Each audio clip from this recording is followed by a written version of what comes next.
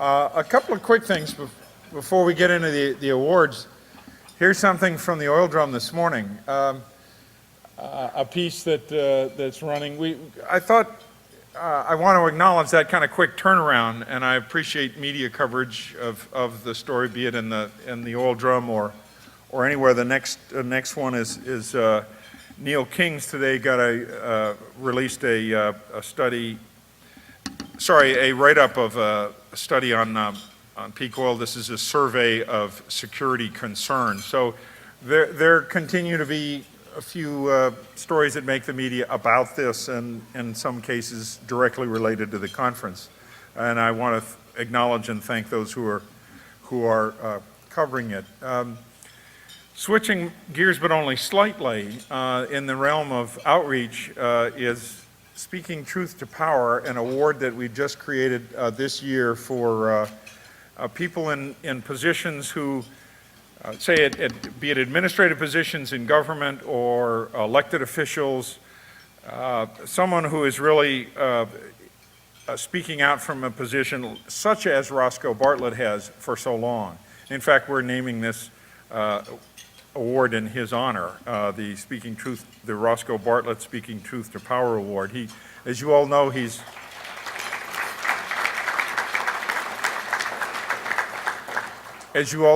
given a couple of dozen, if maybe 3 dozen, I don't know how many he's given, but he's delivered an enormous number of presentations on this topic on the floor of the U.S. House.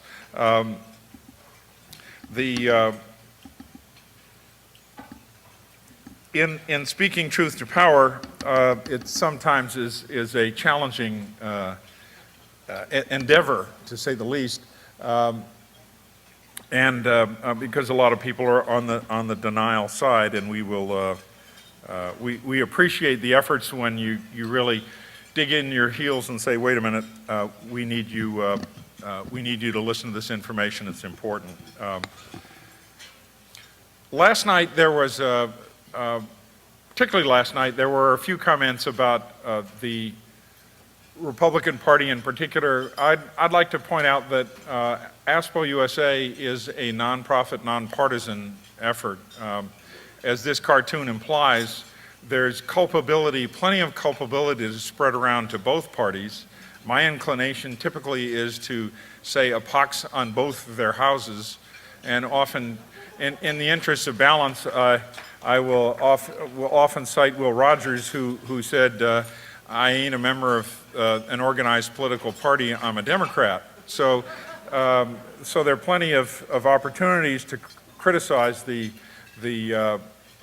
policies that we have today. That Robert Rapier, in fact, referred to with ethanol from corn.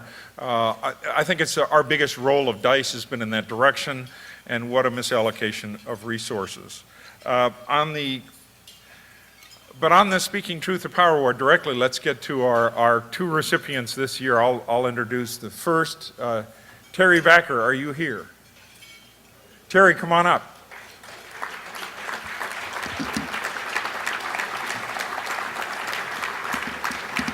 If this touches, it will go into the piece. Okay, gotcha, thank you. Terry is state representative from Connecticut. He called us up right before our conference last year. That would not be good timing, but he called us up and said, gee, on November 1, any shot that you can get us a hearing, some speakers for a hearing on peak oil Senator Bob Doran and I are thinking of putting this on in Connecticut, and could you help us out? And we had Sally Odlin, Charlie Maxwell, Tom Whipple, and John Kaufman from the state of Oregon come out.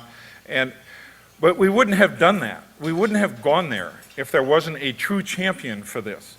And Terry is the guy that you want in every state who will say, you know, I need some help on this, but I'm ready to jump into the traces with you and pull to help make change, to raise awareness, to see if we can't get the long-term view, understanding peak oil here, the long-term lawmaking process, the long-term infrastructure investment decisions, internalizing this peak oil story. And that's precisely what Terry did last year in in Connecticut, and we replicated that then in state of Massachusetts next door, where he came to help us out. So we're enormously appreciative of the ground he broke, and please put your hands together for Representative Terry Backer.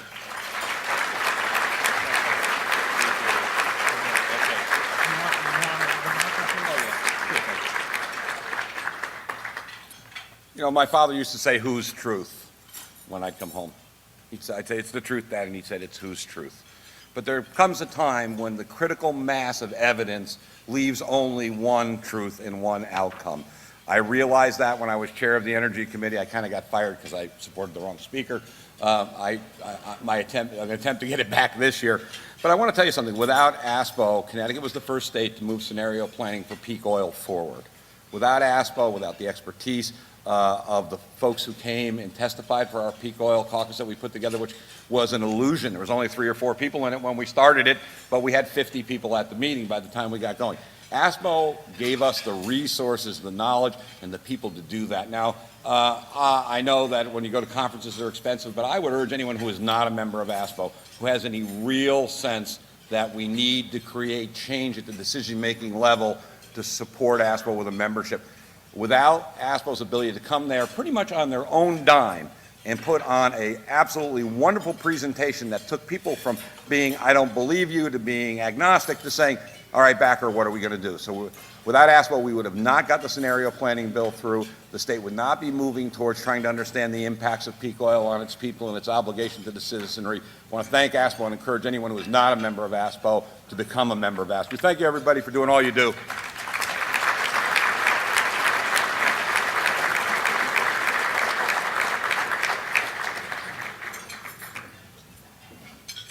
Our second Speaking Truth to Power award winner this year is Mayor Debbie Cook. Debbie is actually an ASPO board member. It's very unusual of us to give an award to someone that's part of our organization, but she's the first congressional candidate here in California that has run her campaign being totally honest about our oil challenges. My cousin Tom is running for the Senate in New Mexico, and when the Republicans started beating up on many Democratic candidates with the slogan, "Drill here, drill now, pay less," Tom ran a bunch of ads in New Mexico saying we need to build more refineries, or the gasoline price is a function of speculation. And I sent one of these 30-second spots to Debbie, and she emailed me back. She said, "Your cousin is pandering." And I emailed her back, and I said, "You are right." So Debbie, please come on up and receive your Speaking Truth to Power Award.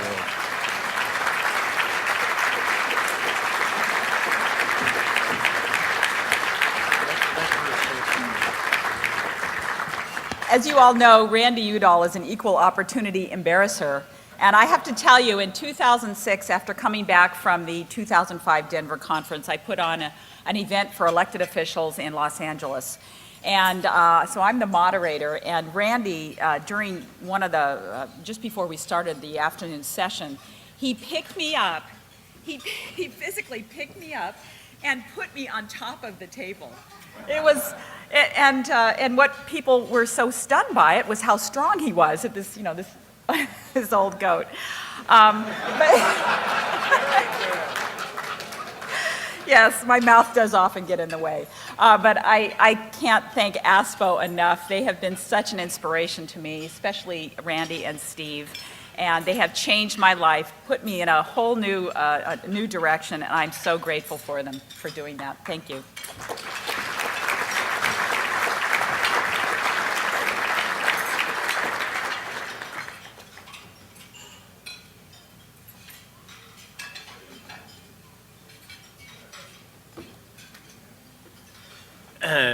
So a century ago, these two bachelor brothers, they want to fly. Neither one of them is college educated. They're bicycle mechanics. They go to North Carolina. They take these little kites down there. They're about 20 feet long. And they've studied the books on aviation of the day, and they've designed the wings, these kite-shaped wings, have been designed with the formulas out of these books. And this was the little cabin they built on the beach there at Kitty Hawk. These two guys were very meticulous, very methodical. But when they got there, they were disappointed because their kites did not perform as well as they had expected. They had very little lift, and they had a lot of drag. And that winter, they went back to Dayton, Ohio. They knew something was wrong with their wing shape, and that if they wanted to unlock a new dimension and hand it to all of you, they needed to find the correct wing shape. They were studying seagulls that they found dying on the beach. They were looking at hawks and buzzards soaring overhead. Upstairs in the bicycle shop, they built this wind tunnel on the left. Inside the wind tunnel, they built an analog measuring device, a computer essentially. It's called a lift balance, and look at it. It's built out of broken hacksaw blades and used bicycle spokes. And that winter, they very methodically tested 100 different wing shapes, long, thin ones with very abrupt curves, more gentle curves. They moved the shape of the curve around. They fussed with the leading edge of the wing. And at the end of the winter, they had this wing shape. And they went back to Kitty Hawk the next year, and they went flying. They had built the internal combustion engine for this plane upstairs in the bicycle shop. Man's first powered flight. A few years later, they went to New York City. They had never flown above water before, so they strapped a canoe to the bottom of their plane. We call this Yankee ingenuity.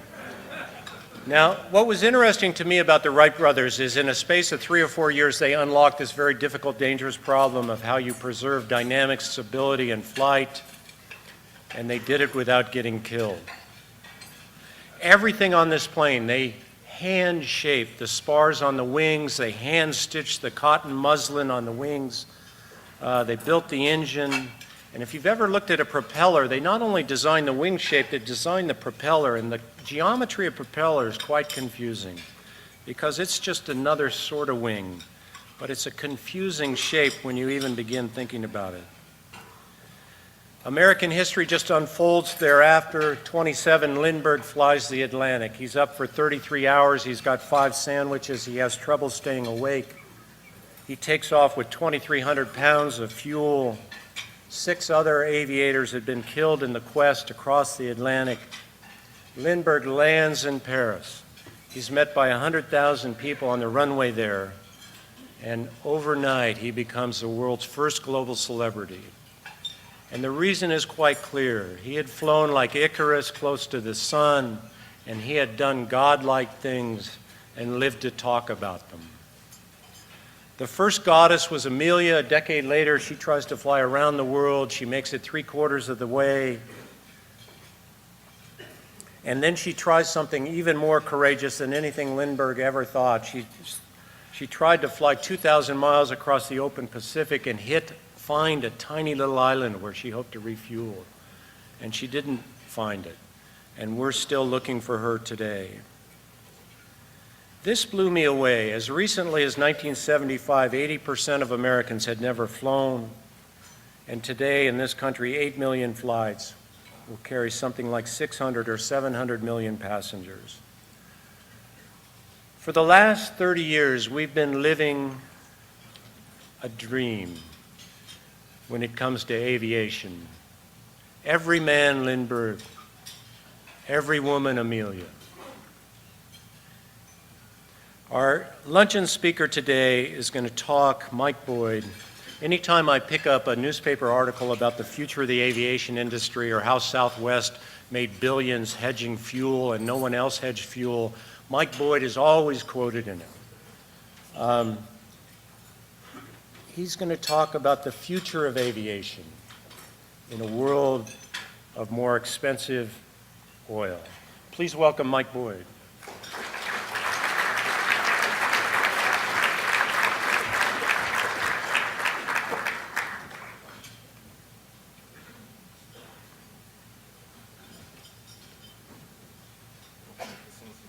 Oh, okay. Well, I'm honored to be here. Good afternoon. Can you all see me? I think what's interesting is, this morning and yesterday, you've been talking about facts and figures, things that make sense. 2 and 2 equals 4. Good, common sense things. Today, I'm going to talk about something that makes no sense at all, the airline business. We get a lot of people who come to us and say that they want to start an airline. Is an airline a good investment?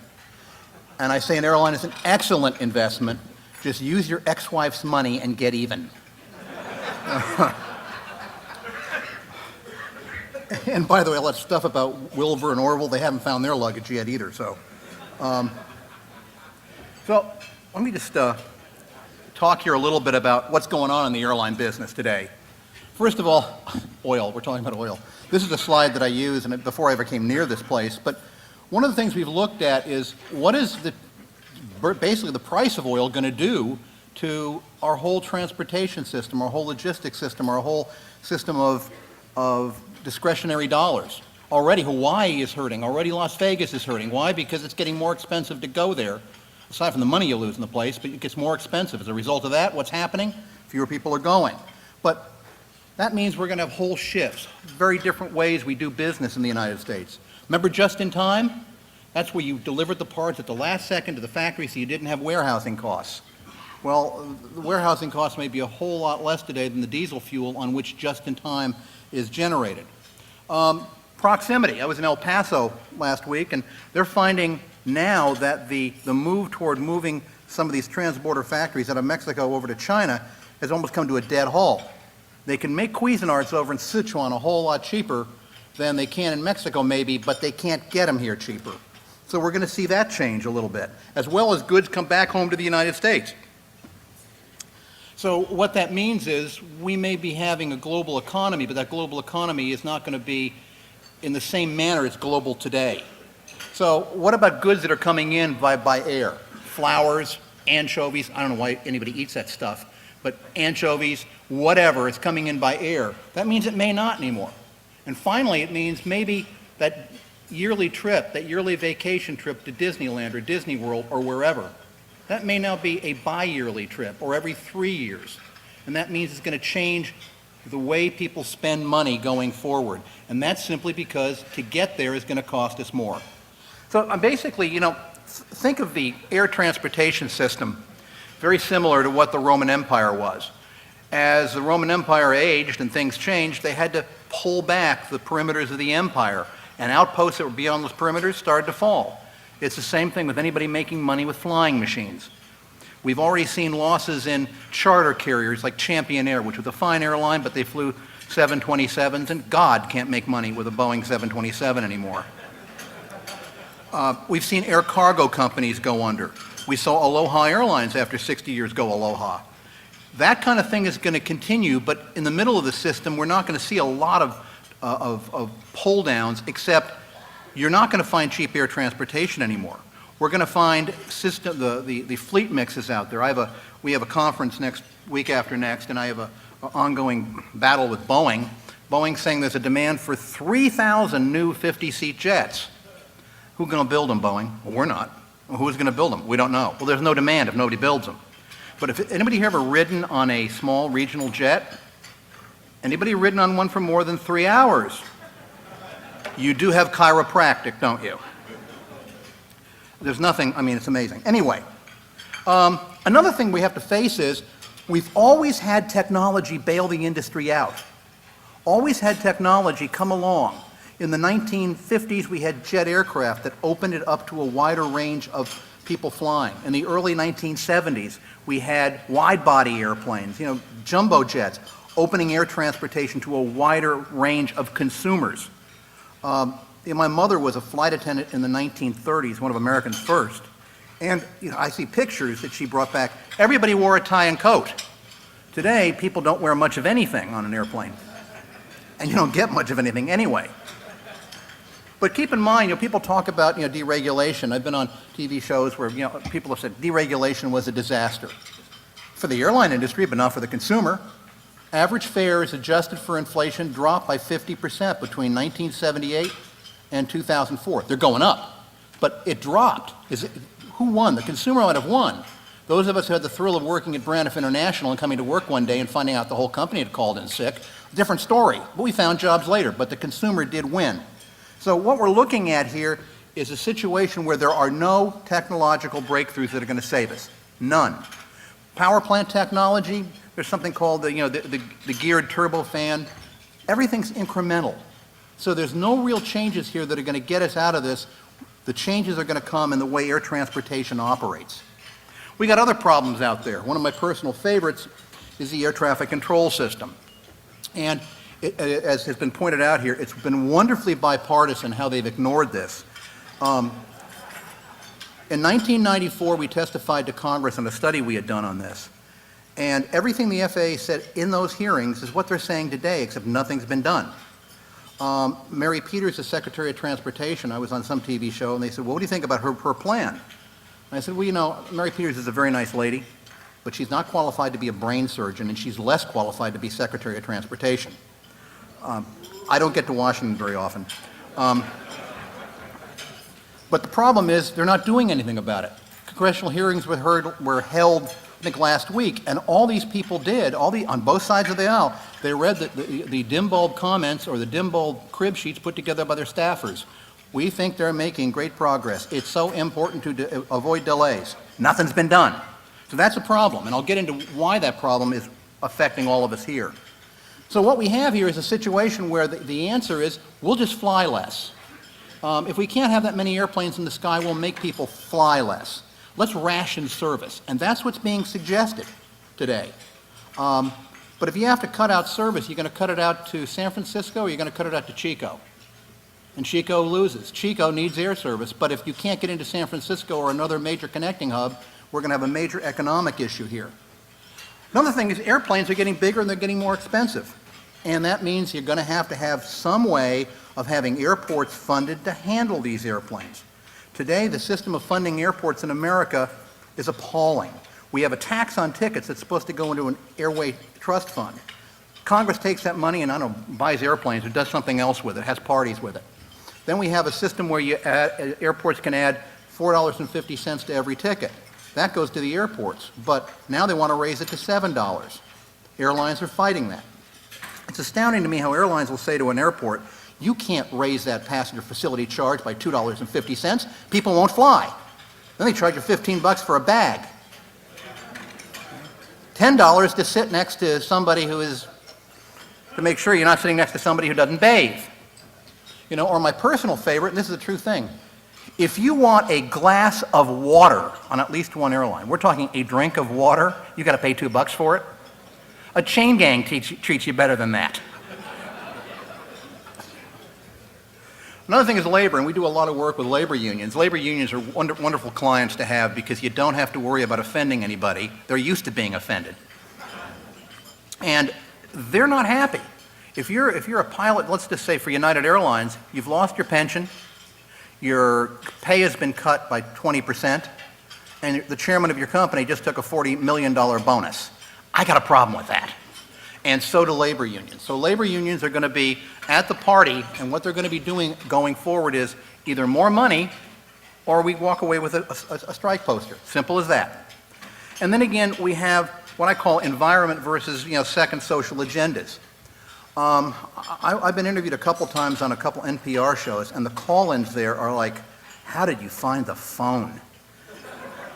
Things like, we shouldn't be flying at all. If God wanted us to fly, well, if God wanted us to, to talk to each other, he wouldn't have given you a phone.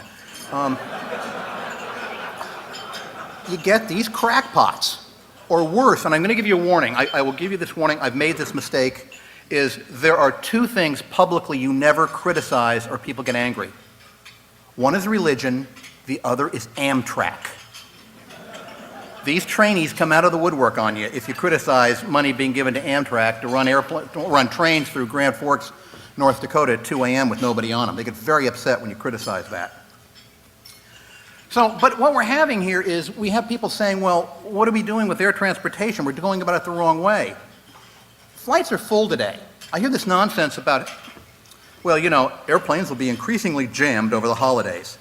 It's an airplane, not a subway car. When 150 seats are occupied, 150 seats are occupied, whether it's Thanksgiving or whether it's the middle of July. And airplanes have been full. The only difference is holiday seasons, you got the clampets flying. The family with, you've seen this, the family with the stroller with the kid in it. The only reason they brought the kid is to use the stroller as a bludgeon to get to the front of the line. And it's not even their kid. But nevertheless, when an airplane's full, it's full. Airplanes don't get jam-packed, they get full. And they've been full for the past 5 years, 4 years at least. Another thing people argue about is there's too many little airplanes flying. Well, there's a reason for that. You need a diverse fleet to access revenues in a diverse country like the United States. A 747 might work at Kennedy. It does not work at Binghamton. And that's one of the things people, don't understand. Another thing is, it's unfortunate, but we're not Europe. We don't have the kind of ground access they have in Europe. Ryanair can fly to some place 50 miles away from Frankfurt, call it Frankfurt, people will go there because there's ground surface transportation to get them around. This country can put a man on the moon, but we are totally incompetent at developing any kind of a rail system that works. Don't ask me why. See, I won't criticize Amtrak either. So we have that kind of a situation today, and the real issue is, if you don't have air transportation to a given region, you lose economic growth. So what we need is access to the rest of the world. An example, Columbus, Mississippi.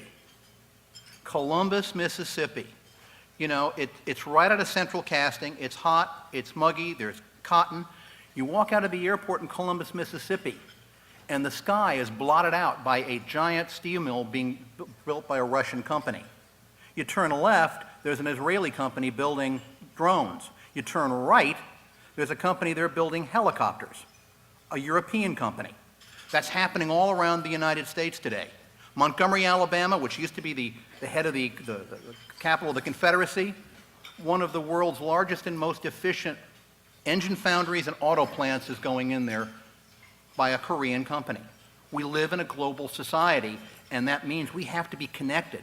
And that means not just New York City, it means Shreveport, it means Gulfport, it means Elmira. And if we don't get connected, they're going to be out of the program. And the problem we got is, there are people out there today that say, well, they shouldn't be connected because those small airplanes gum up the skies. I say fix the system so that, put it this way, if we had the same people running ground transportation 40 years ago as we do air transportation infrastructure, the Washington Beltway would be two-lane blacktop. And that might not have been a very bad idea. One of the big things, well, the airline industry, their problems are all due to fuel. Well, the fuel went up, and that's what's doing it all. No, that's just the proximate cause. The real issue is real dim bulb planning over the years. And that's our problem. Is fuel something they can get around? The answer is yes. And the problem is they don't know how to do that yet because, hey, everything's working, we were on time. Everything's working, we might even make money in the third quarter. Yeah, but how much do you leave behind? One of the other things, too, hitchhiking on that issue of the marketplace. People talk about, all this international service, and what they don't realize is that businessman who took off from Taichung yesterday and he flies into Detroit on Northwest Airlines, he's smart. He didn't want to go to Detroit. He's bouncing around the country, going to other places to visit his factories. So everybody who comes into the country, most of these people, they're not going to that point of entry. They're 4 or 5 or 6 different trips, domestic trips within the U.S. That's a tremendous economic generator for a lot of places. And that's what we're seeing all around the country. Remember, if you look at, now, somehow or other, Michigan's decided to inflict on itself a depression. I have no idea why. It goes south of the border to Toledo, and it's boomtown. It is boomtown. And what we're seeing all around the country are these kind of boomtowns starting to happen because there's international investment and there's domestic investment. In the old days, the way we did things are changing. And going that way, it makes a difference. But the real issue is we have a lot of business coming into this country and going out. And I tell communities this, air service is not for you here locally. We already have your money. Air service is to get somebody else to fly in here and build a factory here. That's what air service is all about. Another thing, too, we looked at is India. It is a license to print money to have service from a place like New York or Chicago, and in the future out of Dallas, Fort Worth, to India. Why? Because Behind every connecting hub, there are a lot of small communities, big and small communities. Every one of them has an Indian population. That Indian population flies. That Indian population is highly, highly educated and with a very high disposable income. The result is India is one major generator of air transportation within the United States. People don't really realize that. Another thing is China. Everybody talks about China. China will go up, China will go down. But the real reality of China, it is really 2 or 3 different countries. We see tremendous growth there, but one of the challenges we see is we have consular policies that are really stupid, because if someone wants to fly from, let's just say, Bogota to let's just say China over Dallas-Fort Worth, he has to have a U.S. visa to make that 20-minute connection. Those things have to change. But what we do see happening is one of the largest flows across the globe is from Latin America to Asia, particularly China.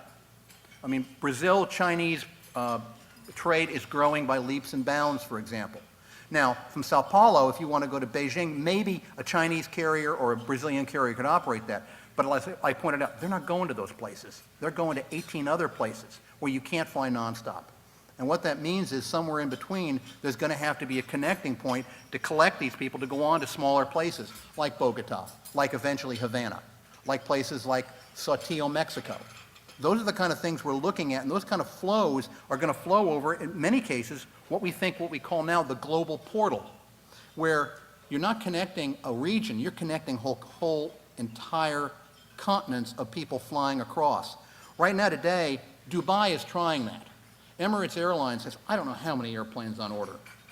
And they poached one of our planners who lasted there about 3 months before he said, this is like Midtown Manhattan, nobody talks to each other. But what's in Dubai? Camels. And a lot of business maybe, but the real issue is they're using Dubai, Emirates is using Dubai for one reason, as a global portal between regions, between China and Latin America, between Australia and places in Europe. And they're doing it with big airplanes, and it'll probably work for a while. But we have other issues here. Dallas-Fort Worth could be one, where American Airlines can flow people through Latin America to Dallas-Fort Worth and on to China. And then they have an agreement with a Chinese carrier. That's the future of this industry, which is we call them intergalactic, but really intercontinental flows. And that's what's going to build things. So when American Airlines actually accomplishes this, or Delta accomplishes it in Atlanta, what this means is that international traffic is going to do wonders for the regions that are served by Atlanta in the U.S. So we see very strong growth there. And this is kind of what we looked at, the Mercator projection, but basically if you want to go from Sao Paulo to Europe, or rather to Asia, you're flying over the U.S. in most cases. If it's northern Asia. If it's southern Asia, you're flying over polar bears or something, which you're wearing sunglasses over the Antarctic. Let's talk about the airline business. This year, we see air passenger traffic dropping by the end of the year by about 2.5% to 3%. Fourth quarter is going to be major cuts. Next year, we think with the capacity cuts they have out there, and airlines are cutting back capacity ahead of demand falling, because they know now they can't make money carrying as many people as they did, so they're just cutting out seats, cutting out airplanes for the time being. And next year, the traffic will probably be down somewhere between 7% and 9%, we think, looking at capacity. We think for every 1% of capacity the airlines pull out, you're looking at about 0.8% drop in passengers, and we think it's going to be in that area. One of the things, too, that, again, we do a lot of work for Embraer of Brazil, which used to build 50-seat airplanes, and they're very nervous because our forecast, which we've done for them, says that these 50-seat and smaller jets are going to come out like flies because it's hard to make money with a 50-seat jet at oil prices over $100 a barrel. As an example, a 50-seat jet, the cost of flying at a 500-mile segment, just since January has gone up 40%, which means the number of places you can fly that airplane and make money have dropped off dramatically. I say off-schedule flights here. That's what everybody else calls delays. Well, every airplane is delayed because as a former scheduler, you have to add more time every year to the schedule to get there in a time you can promise a passenger. Why? Our air traffic control system falling down. And bankruptcies. Airlines will be going bankrupt. You're not going to see an American, United, any of these big carriers go bankrupt. It'll be those carriers at the margins, like I just said, who may go out of business. But the big carriers, they're going to be safe right now going forward. There's some myths out there about the airline business. You hear about airlines have overcapacity. No, they don't have overcapacity. They're full. And if you're full, you don't have excess capacity. What they have is a situation where some airline CEOs would like to see airlines cut out capacity so they can charge more for what's left. You know, it's called constricting product production. That's probably not going to happen. Another one is, well, the hub system is so inefficient. A couple of years ago, somebody let Norman Mineta out of his cage, and he showed up in China and made a presentation that airlines like Southwest were the wave of the future because they utilize their airplanes more than hub and spoke carriers. Well, the fact, Norman, they do that for a reason. They do that because they can fly into Dallas-Fort Worth and generate more revenue in a hub and spoke system. And Southwest only has big airplanes, and they can't do that. But Lubbock, El Paso, Bend, Oregon would have very much less air service, if at all, if it weren't for the hub and spoke system. It's amazing. There are probably 3/4 of the cities in America today that could not support nonstop service A to B without going through a connecting hub. They just don't have it. Fort Wayne, Indiana, there's not one single market out of Fort Wayne, Indiana, where an airline could just fly carrying just the people going A to that B city. Another thing is the Southwest is the model. They're a great airline, but Southwest has a different type of system, and Southwest does not make money. Why? I read it in the papers. They're making money because somebody else is paying for their go juice, which means they hedge fuel. Brilliant move. They won the bet, but their model without that hedge would probably be losing money or just at the margin at best. And they know that, and they know they're going to have to change the way they do business. So what are the non-solutions that we have coming from our friends inside the Beltway? Things like peak period pricing. There is no peak period in air transportation. None. You go to Chicago or you go to Atlanta, the peak starts at 6 a.m. and ends about 8 p.m. because they're flowing people in and out. That doesn't make sense. Again, our good friend Mary Peters thinks it's a great idea. I have no idea where he found that person. The other issue is you talk about, well, we can't have these little airplanes flying around, so instead of operating 5 flights a day with the little airplanes, just operate 2. People don't fly that way. People can't be, as I put here, reservoired. So you can hold them up until you can fill up 1 big airplane a day. People don't do that. Business doesn't work that way. Aberdeen, South Dakota. They have 4 flights a day with 34-seat airplanes. Hey, let's just replace them with 2 70-seaters, and you'll kill the economy of Aberdeen, South Dakota, because no one's going to go there to do business. That's the thing people miss about air transportation. You got to match the capacity to demand. That also means they have higher fares than you're going to find in Chicago, but that's one of the prices you pay for living in a smaller community. Another thing is, even with the current problems, we see the number of airplanes flying with U.S. carriers going forward to grow about 25% over the next 10 years. That's a lot more airplanes in the sky. That's a lot more iron up there. And what that means is U.S. fleets are going to have to gravitate toward different types of airplanes. And for economic reasons, some of these small jets are going to go away. And for economic reasons, you'll see less air service to some places. Erie, Pennsylvania, they have good air service, but they can no longer support service to Atlanta. It's too far away. It's just too far away. Same thing with Lansing, Michigan to Atlanta. Same thing with Fargo, whatever, Dakota to Salt Lake City. We're going to see those things change, but it still means we're going to have more iron hanging in the sky. This is a problem we got. As of June 2008, the average fare, tax, title, license, keys in the ignition, to go A to B in America was $191. The net to the airline was $166. That's after the government took out its fees for the non-security we have and all the other things they charge you for. So what does that leave? That leaves $138 just to pay for the fuel of moving a passenger A to B. Everything else, the pilot, the airplane, landing fees, interest, $27. Can't make money with that.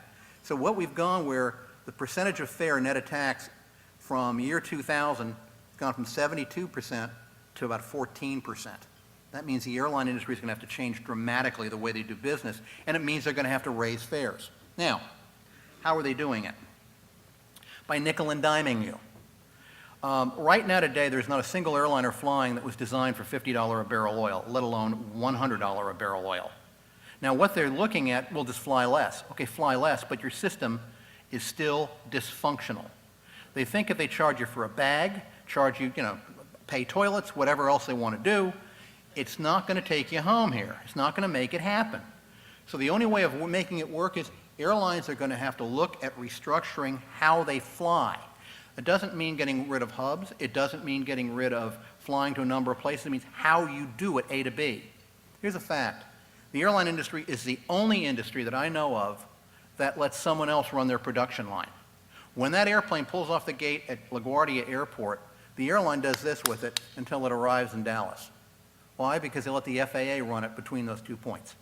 How it flies, where it flies, the distance it flies, the routings it takes, the FAA largely makes those determinations. The airline could make some of those determinations, but does not.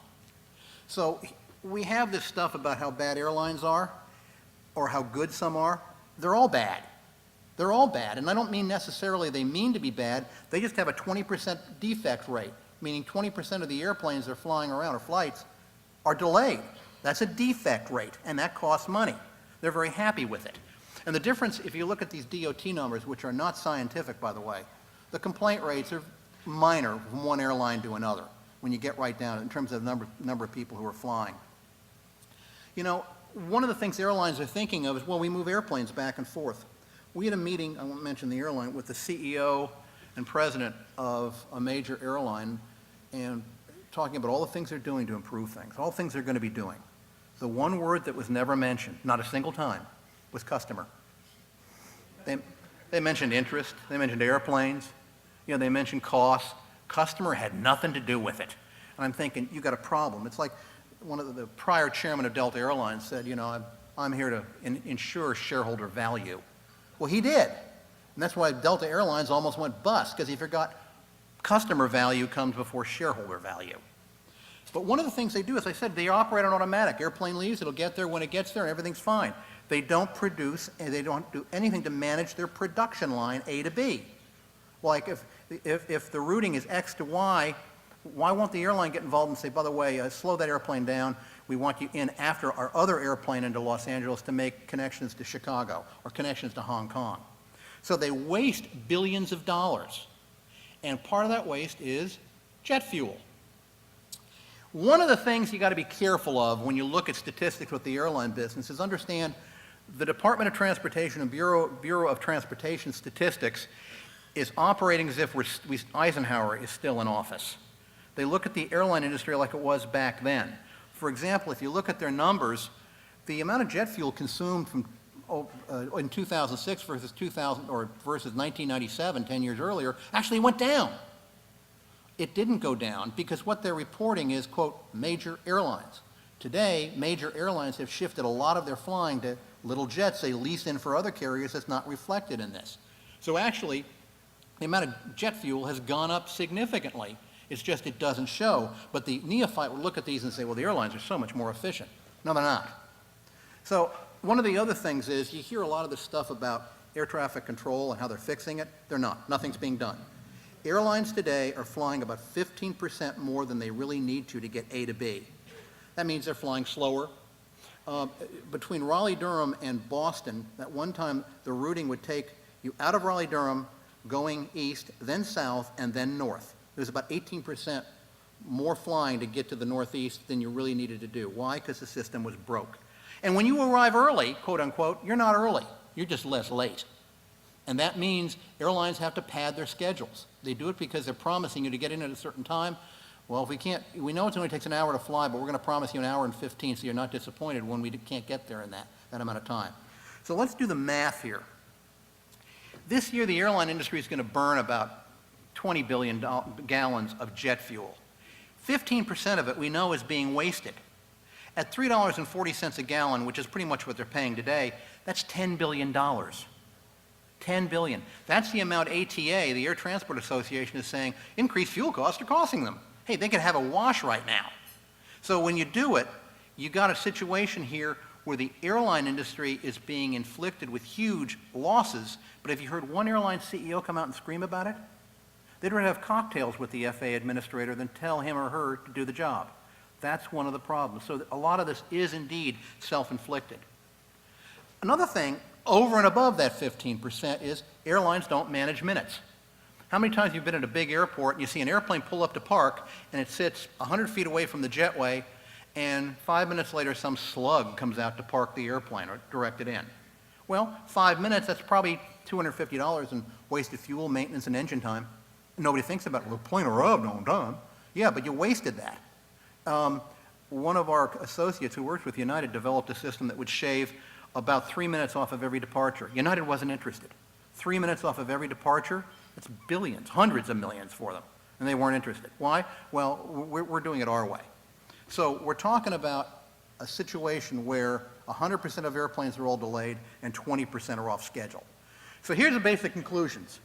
We don't really have a crisis in the airline business because that curve, they probably have, and I'll just say this, if they could clean up their act, they got another 5 years before they're going to have to worry about increasing oil prices again. But they're not cleaning up their act.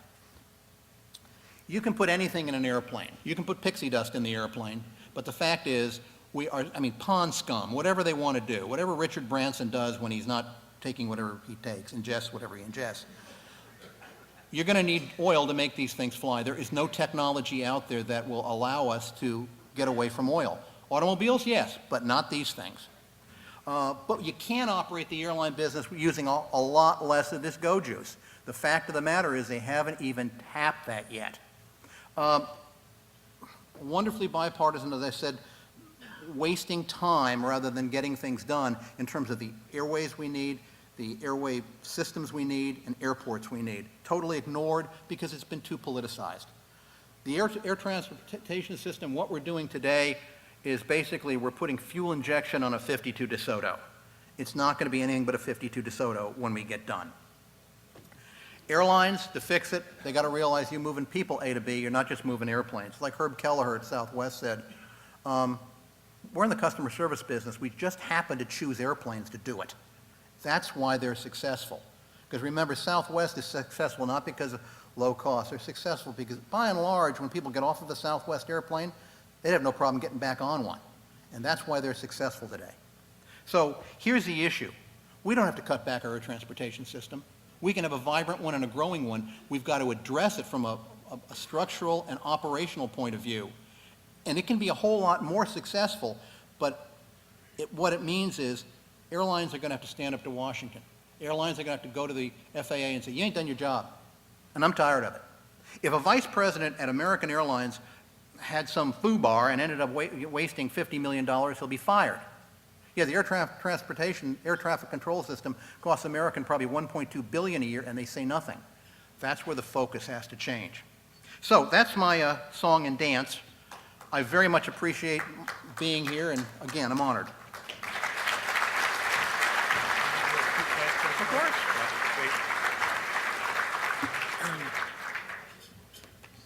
So is this mic on? Can you? Great.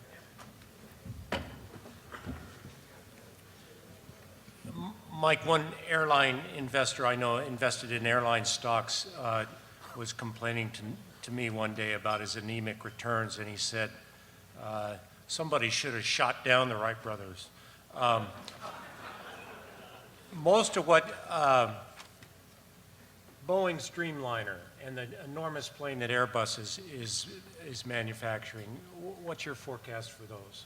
Well, they're two very different airplanes. You know, the Dreamliner, no offense to the folks at Boeing, but that was a dumb name. Sounds like Popsicle or Dreamsicle or something. but nevertheless, I think if that airplane truly comes out of the ballpark at 10, 15, 20% lower per seat costs, it's going to be a competitive imperative for other airlines. I think, by the way, one of the reasons Delta Airlines is interested in buying Northwest is they got 58 of them on order and option. So I think that's going to be a deal changer if you guys ever get this thing out. I mean, but nevertheless, keep gluing them together. They'll be fine. The A380, which is a 600-seat airplane, when it first came out, we looked at it and said, there's a need for that airplane. That's built by Airbus in Europe. But the point of it is we don't think there's a place to put more than 350 of them. That means you're probably not going to recoup your R&D cost to develop this dog. And Airbus gets all upset at me at that, but they've only sold about 180 of them so far, and the orders have just trickled off. It's a neat airplane, but when you consider that when you take off from London and you're going to New York, You got to put enough fuel on this hog that if New York fogs in and Washington fogs in, the next stop may be Chicago as an alternate, because you can't land at Richmond. You can't land at Hartford. You got to go somewhere else. So there's operational issues with that. So I think it's going to be a factor, but not a big one. What prompted Southwest to hedge fuel and make hundreds of millions or billions doing it? Luck or? They were lucky. I mean, and they made a judgment that they could lock the, well, now it's locked in, I think, at 50-something, part of their fuel. But at one point, it was 30-something. There was no guarantee that that wasn't going to drop. We've seen fuel go up, as we've seen yesterday, up and down very rapidly. They could have lost that bet. But remember, it is a bet. And up until yesterday, United Airlines bet to hedge fuel at 130 just got bitten because it dropped to 92. So Southwest does a good job, but believe me, they realize they're living on borrowed time, and that's why they're a very dangerous competitor, and that's why they're going to be successful. They know they got problems. Here's a question. Much of what you said seems to hold true for oil prices up to $125, $140 a barrel. What would happen at, say, $200 a barrel, a number that's thrown around at this meeting? How would FedEx fare? How would the major airlines fare in a oil price even higher than the one we're in now? We'd have, if it happened very rapidly, like over a period of a year, 2 years, we'd have a lot less flying than we do today because there's entire fleets that could not be flown, which means that would end up with communities losing air service because a Roanoke, there's no airplane that could serve Roanoke, make enough money for the carrier. So we'd have a very truncated system going forward. And if that does happen, tune up the Chevy. Well, you can't afford gas for that either, but figure out how to get there. Is there any chance that the federal government might re-regulate or subsidize air travel because of its economic value to communities? Well, the problem is, the last thing I want to see is Charles Schumer deciding where airplanes are going to fly. The challenge that you really have here is politics would determine where people fly, and then you'd have empty airplanes flying to the wrong places. Today we have the Essential Air Service System, or it was designed in 1978, and in many cases, places like, I'll use examples, western Kansas, eastern Montana, Joplin, Missouri, it makes sense to have that system. But it's degenerated into a system today where, I don't want to take a shot at anybody, but I will. Why are we paying $500,000 a year so people can have empty airplanes in Pueblo, Colorado, so they can avoid the indignity of driving an hour to Colorado Springs? That's what we have to stop. Or Brookings, South Dakota, lost air service. Senator Thune got it back in again. Why? So people won't have to drive to Sioux Falls. The problem is a system designed by the government would end up that way, in my opinion, because that's the way politics works. I have to bring home the bacon, I'll bring home these airplanes. Why can't we design planes where, where passengers can be seated in a horizontal laying down position in small bunk-like compartments that would permit increased occupancy rates? Two things. Did anybody see the comment made by Michael O'Leary of Ryanair about what his first-class section was going to be? I won't repeat it, but he did ask the German translator what this word meant in German. But the other thing is, again, just be careful what you read. The New York Times ran off with a above the fold story about how Airbus was planning to have people stand on airplanes throughout the flight, like a subway train. It was bogus, and the guy ran with it. No, you can't do that because if you're in a crash or something like that, you have to sit certain ways. In the U.S., seats now have to be faced forward rather than back and facing each other. Will there come a time when we charge passengers by their body weight?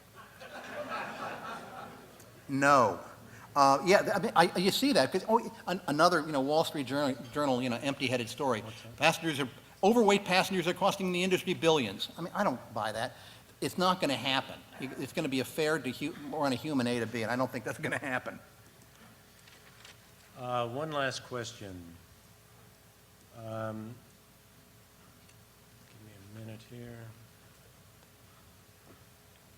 Mike, you said something I found curious, that no plane flying today was designed for an oil price higher than $50? It wasn't even designed with that in mind. I mean, back, no one could conceive of oil being $50 a barrel. So they were designed within the context of an industry that's generating revenue at oil between roughly 18 and 25 bucks, figure that way. But no one conceived of oil being, or jet fuel being over $2.50 to $3 a gallon, which it is. are airline industry executives familiar with the concept of peak oil? Oh, no, don't be silly. Most people out in the provinces aren't. I mean, heck, I wasn't. I'm brilliant, and I didn't know what it was, you know? This is kind of a metaphor for the whole U.S. So we've designed an entire airline industry around $30 or $40 oil, and we're trying now to operate it in a world of much more expensive fuel. Yeah, whether it was designed that way, that's what the dynamics of it was, and now you can't make money you can't make the kind of money you used to make, and you can't make money at all if it goes up too high, so they have to change how they fly and how much it's going to cost to fly. Last question. When will airplane engineers stop trying to make seats more uncomfortable? Somebody did do a study of that, I don't know if it's accurate or not, and they said that the average way you sit on in a coach seat on an airplane, it was designed to be maximally uncomfortable. In other words, designed the same way you design a chair to put a criminal in to interrogate them. So, no, it's really true. I mean, you sit on some of those regional jets, and you better have your own padding because it doesn't come with any. And again, like I said, if you get a middle seat between two sumo wrestlers, hey, enjoy. Could we have one more round of applause for Mike Boyd, please? Thank you very much.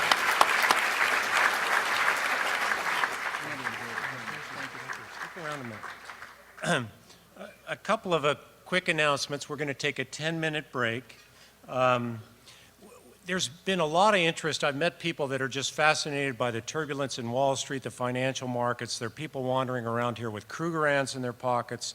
I was talking to these drunk financial analysts last night, and they were giving me plebeian advice. I had been inebriated too, so I don't know. Maybe it was brilliant advice. Anyway, we discussed that we're really interested. So we've set up some posters to the left as you go out the doors. We're going to have a 10-minute break before the next session. We're asking on those posters things like, what companies are you bullish on? What companies would you short? How low can the Dow go? What would make you bullish on America, long on the USA? So go to those posters if you're interested in these questions, and put up your comments as legibly as you can. Share your thoughts with others. This will also be discussed in tonight's session. The next afternoon session will start at 1:40 in this room. Thanks so much. Thank you very much, sir. Appreciate it. Mike.